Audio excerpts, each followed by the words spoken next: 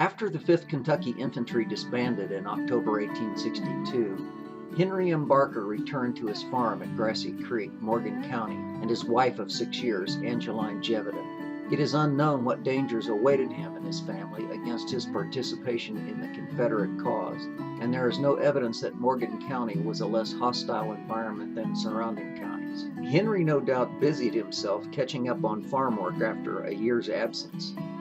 Angeline could not have been expected to maintain the farm while he was gone, with 3 small children, John C., 5, Mary Ann, 4, and Sarah E., 2, and it is even possible that she sheltered her family at the nearby homestead of her parents while Henry was gone with 3 of her brothers. Soon after Henry's return, Angeline became pregnant with their 5th child, William Benjamin. One son, Joseph, had died soon after he was born, shortly before Henry went to war.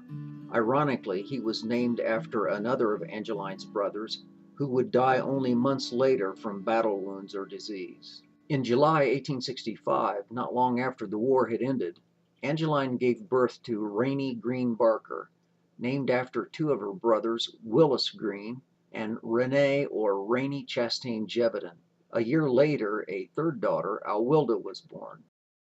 Rainey Gevedon's wife, Justin Testerman, whose family fled war-torn Virginia in 1866, was 15 when they traveled by ox-drawn wagon to Kentucky. 3 years later, she would marry into the Gevedon clan. Justin and Rainey moved up the same holler and became close neighbors of the Barkers, and can be seen here in this colorized photo with Rainey by the gate and Justin on the porch. The child is unknown, but could have been a grandson. Justin's father, Gaither Testerman, became good friends with Henry and made him a handsome cherry dulcimer to accompany Henry's apparent vocal prowess, held here by Gary Barker in 2002. Henry also was a skilled craftsman and put those skills to use as a wagon maker for his regiment during the war. After returning home, he made a set of cane-bottomed dining room chairs out of hickory without nails or screws. Rainey and Justin's son, James Monroe Gevedon, became one of the finest fiddlers in the region, and when he married, built a home next to his parents. It was people like Gevedon that the Library of Congress was interested in when it sent out song catchers into rural America in the late 1930s to record folk musicians on the newly available semi-portable recording machines. In 1937, Gevedon and 2 of his kids traveled to West Liberty, Kentucky, to be recorded by the most famous song catcher of all, Alan Lomax, who would also record Woody Guthrie, Muddy Waters, Jelly Roll Morton, Lead Belly, and hundreds more. Monroe, then 66 years old, and his children recorded several songs, including one he called Two Soldiers. It was the first ever recording of the song, and it languished for 3 decades in the Library of Congress until it was discovered by Pete Seeger's brother, Mike, who reintroduced it to the world on an album in 1967. He credits the Lomax field recording by Gevedon as the source. The song has since been recorded by a who's who of artists, including Bob Dylan, Jerry Garcia, David Grisman, Tony Rice, and Norman Blake. Monroe Gevedon's biography and recordings are in the Archive of Folk Culture in the American Folklife Center of the Library of Congress. Gevedon's original recording of Two Soldiers and many more songcatcher tunes can be heard by Googling The Music of Kentucky, Volume 2. Before Angeline Barker was through, she would have 3 more sons, George W. in 1871, Thomas H. in 1873, and James Dudley in 1878. Her 10 births were spread over 19 years, and all but 2 would live to adulthood. Rainey Green had died at age 6 in 1871, a second child who died bearing the names of her brothers.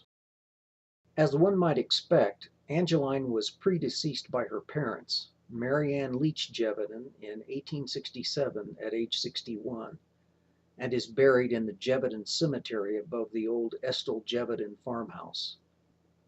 Her father, Benjamin Gevedon, died in 1881 at 71 and is buried next to his wife. But more unexpected deaths visited Henry and Angeline as well.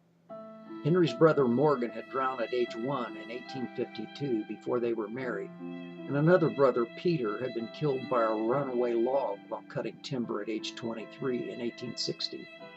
Add the deaths of Henry's father and Angeline's brother in the Civil War, along with the deaths of 2 young sons, and they had already experienced more than their share of heartbreak. There would be more. In 1882, Henry's youngest sibling by 21 years, Thomas, was accidentally shot and killed by a friend with a pistol thought to be unloaded. Their brother, George W. Barker, who had moved to Missouri after the war and was now a judge, made the trek back for Thomas's funeral at Elk Fork, Kentucky.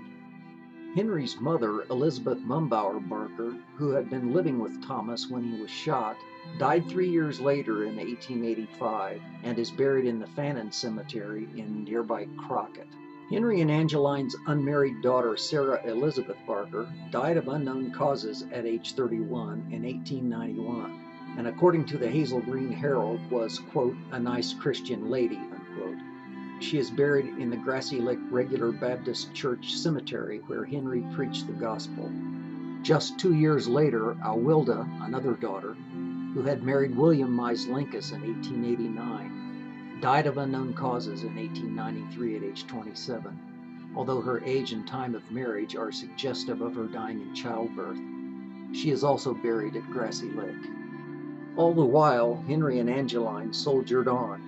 Henry ministered to his flock and performed many marriages in the region, including his own daughter, Mary Ann Henry's second marriage to John Hay.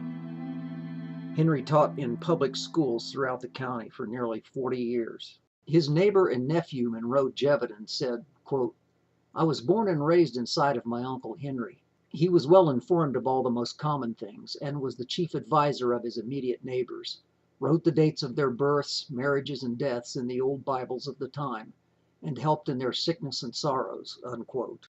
Finally, their youngest son, James Dudley Barker, who had become a teacher like his father, contracted tuberculosis, known at various times as consumption, scrofula, wasting disease, and white death, most likely in 1908, lingering into the summer of 1910, and died at the age of 32. While the cause of TB was known by then, a vaccine would not be widely available for 11 years. Streptomycin, the first antibiotic effective against TB, would not be discovered until 1944. Henry was not alive to witness Dudley's death, dying 4 months earlier, perhaps from the stress of the prospect of losing another child.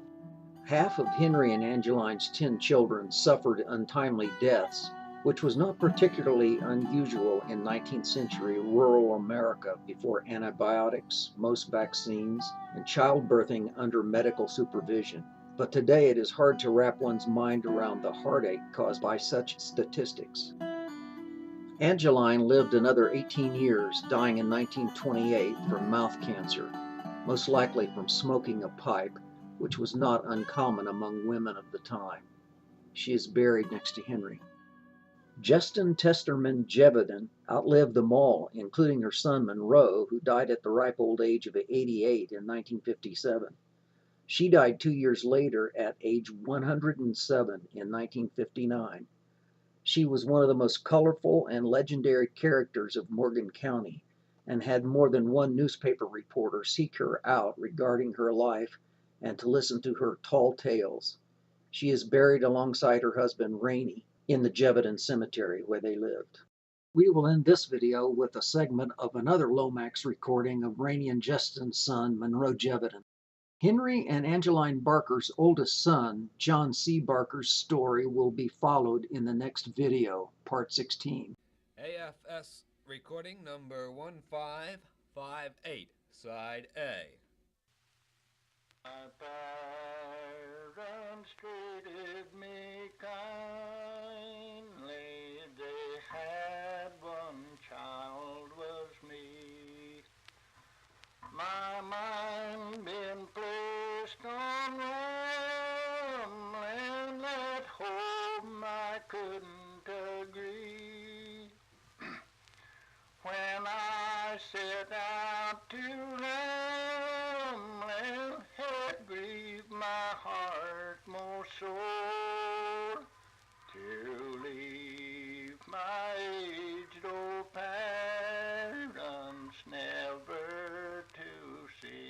no